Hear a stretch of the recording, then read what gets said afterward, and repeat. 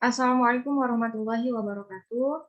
Kami dari kelompok 17 yang beranggotakan saya sendiri, Eni Nur Andriani dari NIM 133 dan rekan saya Antono Sabutro NIM 143. Baik, untuk materi yang akan kami presentasikan tentang rangkaian listrik.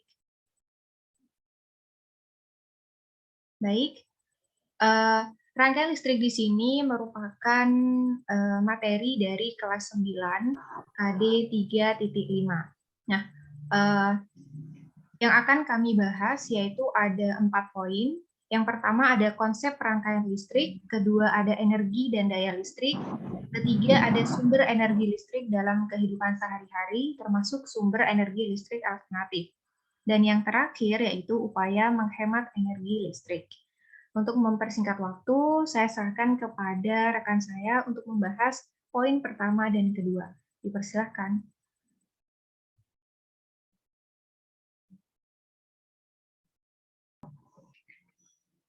Baik, terima kasih atas waktunya.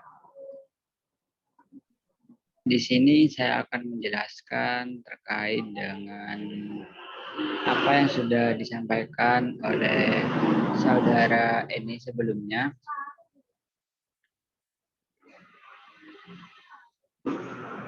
Di mana di sini saya selaku pembicara pertama akan menjelaskan terkait dengan konsep rangkaian listrik.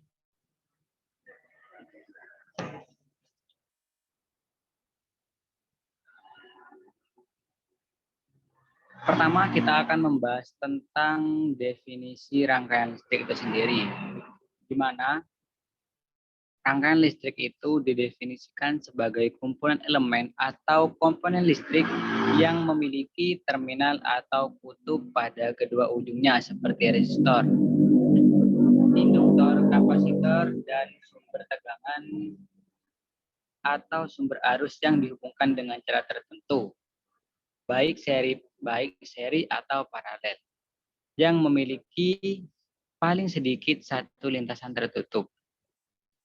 Selanjutnya, kita akan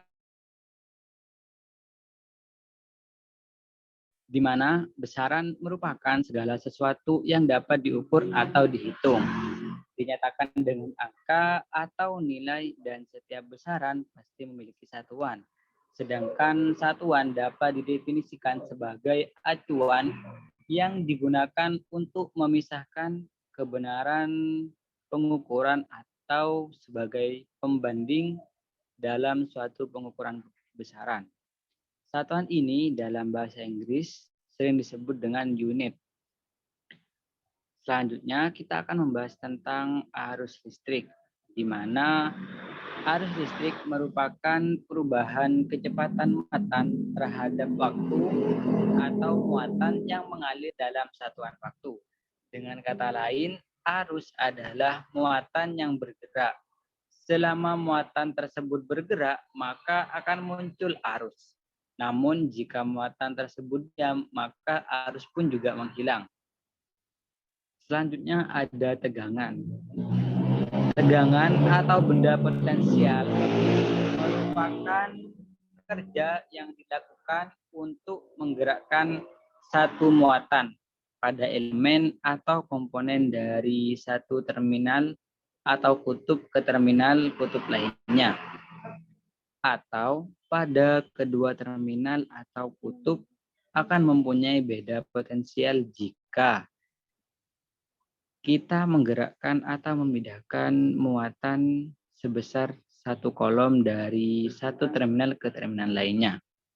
Nah, untuk rumusnya bisa kita lihat bahwasanya I atau besar kuat arus satuan ampere. I sama dengan besar muatan listrik satuannya yaitu kolom. Untuk T sendiri yaitu waktu tempuh. Satuannya sekon. Nah, untuk rumusnya bisa dilihat. Mungkin bisa ke selanjutnya.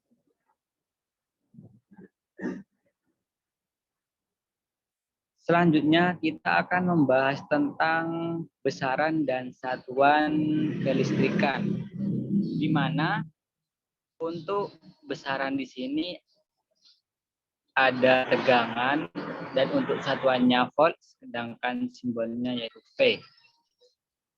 Untuk selanjutnya ada arus, satuannya ampere dan simbolnya itu A. Ada juga hambatan atau resistor, satuannya ohm,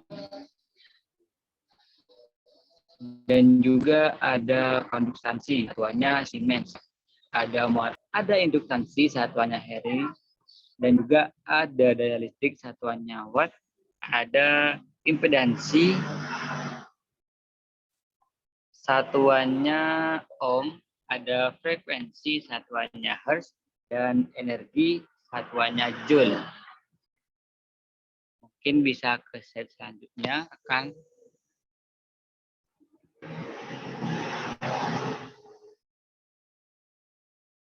selanjutnya kita akan membahas tentang rangkaian listrik,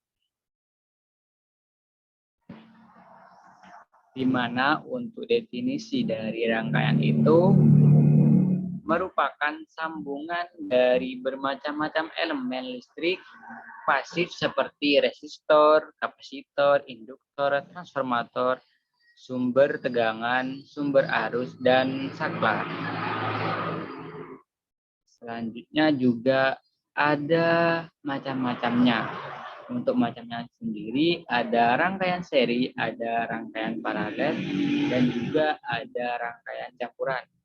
Nah, ketika kita sudah tahu apa itu macam-macamnya, saja kita akan membahas tentang definisi dari setiap macam-macam tersebut. Pertama ada rangkaian seri, yaitu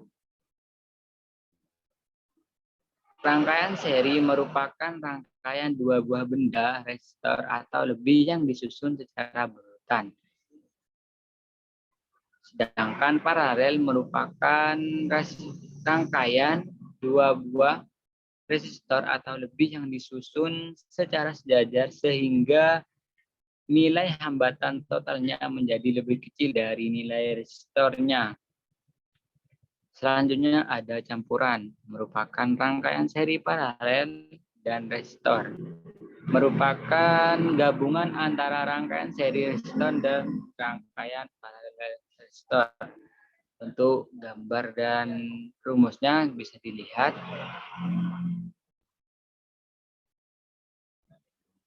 Selanjutnya kita akan membahas tentang energi dan daya listrik.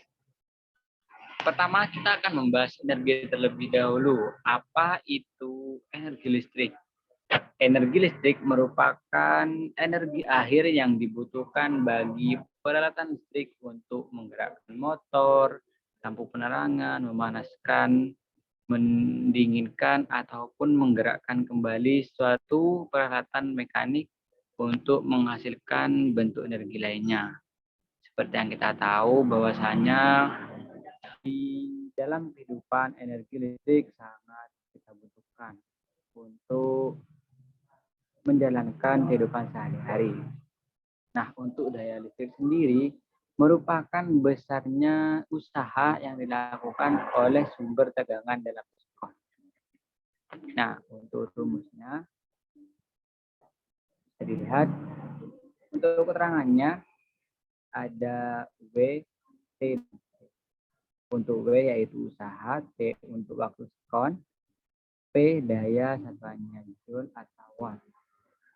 Nah, untuk keterangan yang perlu kita ketahui, 1 joule atau 1 diskon sama dengan 1 watt atau 1 joule sama dengan 1 watt. Baik, terima kasih. Mungkin bisa dilanjut ke pemateri selanjutnya, yaitu rekan Eni. Baik, terima kasih. Ya, terima kasih. Saya akan menjelaskan tentang poin ketiga, yaitu sumber energi listrik. Nah, di sini udah kelihatan ada 6 sumber energi listrik dalam kehidupan sehari-hari. Yang pertama itu angin. Nah, kita udah tahu ya, angin itu pernah dirasakan atau selalu dirasakan dalam kehidupan sehari-hari. Nah, angin itu sendiri adalah salah satu energi alternatif yang tidak pernah habis, selalu tersedia di bumi. Oleh karena itu, saat ini udah banyak dibuat pembangkit listrik yang memanfaatkan angin sebagai sumber energinya. Kemudian yang kedua ada gelombang laut. Nah, gelombang laut ini juga termasuk energi yang selalu ada di bumi nih, dan tidak pernah hilang tentunya. Indonesia sendiri udah memiliki wilayah laut yang sangat luas. Nah, seharusnya bisa menggunakan gelombang laut sebagai sumber energi, bisa memanfaatkan. Kemudian memang sayangnya pemanfaatan energi gelombang laut ini di Indonesia belum maksimal.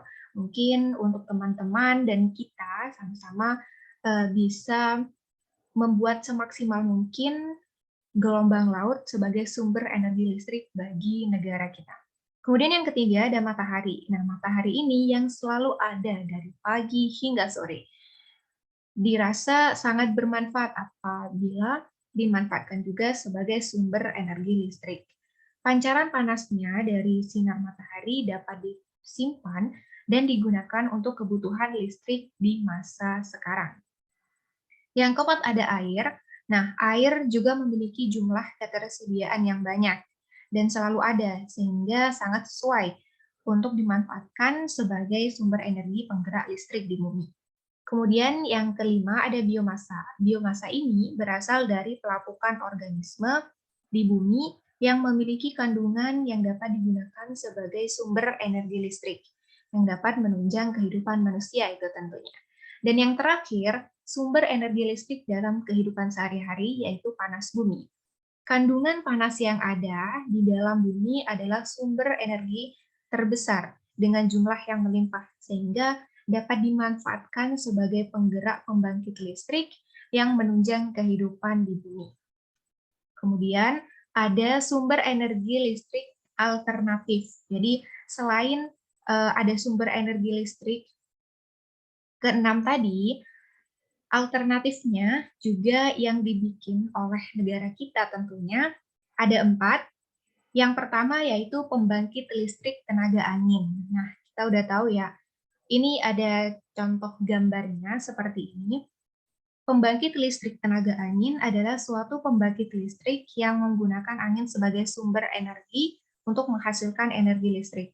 Nah, pembangkit ini dapat mengkonversikan energi angin menjadi energi listrik dengan menggunakan turbin angin atau kincir angin. Nah, sistem pembangkit ini menggunakan angin sebagai sumber energi, yang mana kita tahu bahwa sistem alternatif ini yang sangat berkembang pesat, mengingat angin merupakan salah satu energi yang tidak terbatas di alamnya.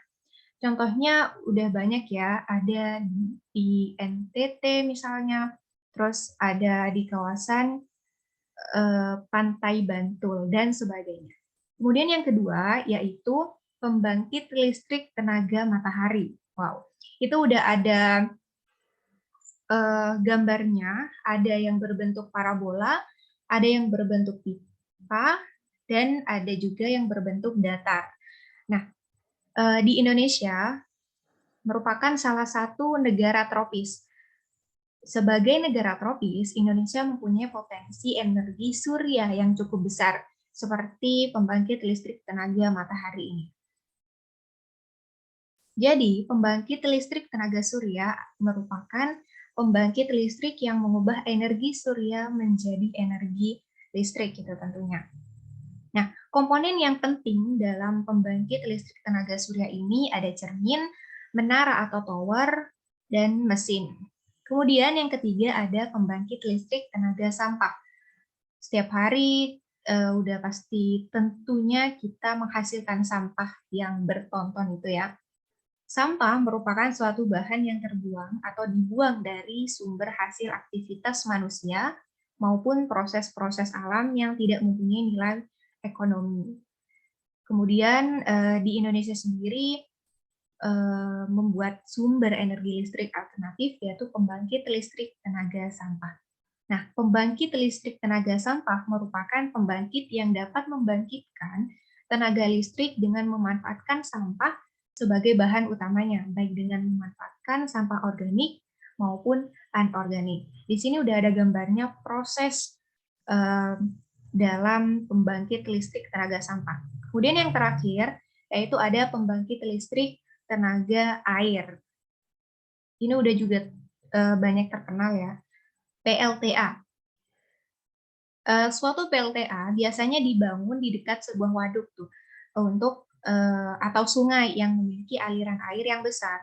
Nah, PLTA ini menggunakan tenaga air untuk menghasilkan listrik. Bagian dari PLTA sendiri ada bendungan, itu juga ada gambarnya, kemudian ada turbin, ada generator, dan jalur transmisi. Di sini bisa kalian lihat ada gambarnya. Oke. Selanjutnya, yang terakhir yaitu upaya menghemat energi listrik. Yang pertama yaitu ganti lampu biasa dengan lampu LED. Jadi udah banyak lampu hemat listrik ya. Cara menghemat listrik yang dapat dilakukan pada tahap awal dengan mengganti lampu biasa dengan lampu LED. Oke, yang kedua, menyalakan lampu seperlunya. Jadi menyalakan lampu sepanjang hari walaupun tidak dibutuhkan adalah salah satu kebiasaan banyak orang yang tanpa disadari membuat konsumsi listrik meningkat. Jadi nyalakan lampu seperlunya saja. Oke, yang ketiga, upaya untuk menghemat energi listrik adalah cabut kabel dari stop kontak jika tidak diperlukan. Karena banyak, dan saya juga sendiri masih melakukan hal ini, tapi belajar terus. Jadi kita bisa mencabut kabel jika memang tidak diperlukan dari stop kontak tersebut. Kemudian yang keempat, ada atur pemakaian alat elektronik yang membutuhkan daya listrik besar. Ada beberapa alat elektronik seperti misal setrika yang memang membutuhkan daya listrik yang besar. Jadi mengaturnya dan dibutuhkan dengan kebutuhan yang memang diperlukan. Kemudian yang kelima, jangan membiarkan alat elektronik menyala ketika tidak digunakan. Kalau memang sudah selesai, langsung dimatikan agar bisa menghemat energi dan tunjangan listriknya pun tidak akan terlalu besar. Oke. Yang keenam, ada atur ventilasi udara agar sirkulasi udara lebih baik. Karena dengan mengatur ventilasi udara, kita bisa menghemat listrik dalam di pagi hari tentunya, karena bisa memanfaatkan cahaya matahari seperti itu. Kemudian yang terakhir ada mulai kebiasaan menghemat listrik secara bersama. Jadi kalau udah sendiri bisa menghemat, kita bisa mengajaknya untuk lebih menghemat dan bisa sama-sama menghemat energi listrik. Oke, terima kasih. Itu merupakan presentasi dari kelompok kami, kelompok 17. Mohon maaf juga apabila ada kata-kata atau perilaku yang kurang berkenan di hati teman-teman semua dan Ibu. Terima kasih sudah mendengarkan. Saya tutup presentasi kali ini. Wassalamualaikum warahmatullahi wabarakatuh.